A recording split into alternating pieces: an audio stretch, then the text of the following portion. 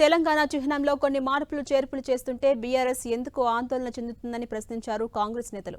ఉద్యమకారుల అభిప్రాయాలను అందించే ప్రయత్నం చేస్తుంటే బీఆర్ఎస్ నేతలు లేనిపోని ఆరోపణలు చేస్తున్నారంటూ మండిపడ్డారు. టీపీసీసీ ఆదివాసీ సెల్ చైర్మన్ బెల్లయ్య నాయక్ కాకతీయ రాజుల తోరణం కావాలి గాని అమరవీరుల త్యాగం వద్దా అని ప్రశ్నించారు. అమరుల చిహ్నం పెడితే కేసీఆర్ కేటీఆర్కు వచ్చిన ఇబ్బంది ఏంటని ప్రశ్నించారు. ఎమ్మెల్సీ మహేష్ కుమార్ గౌడ్ బీఆర్ఎస్ నేతలు ఎన్ని ఆందోళనలు చేసినా వెనక్కి తగ్గేది లేదని క్లారిటీ ఇచ్చారు.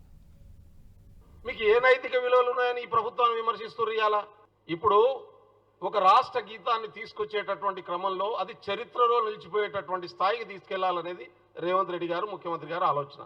ఒక చరిత్రలో నిలిచిపోయేటటువంటి స్థాయికి దాన్ని తీసుకెళ్లాలంటే ముందు ఇలాగ సగం మందికి పాఠాలు రావు.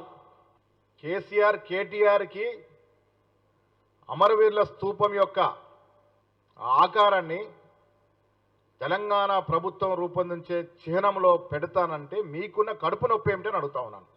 అమరవీరుల స్తూపం యొక్క ఆకారాన్ని ఎందుకు పెట్టకూడదని అడుగుతా ఉన్నాను.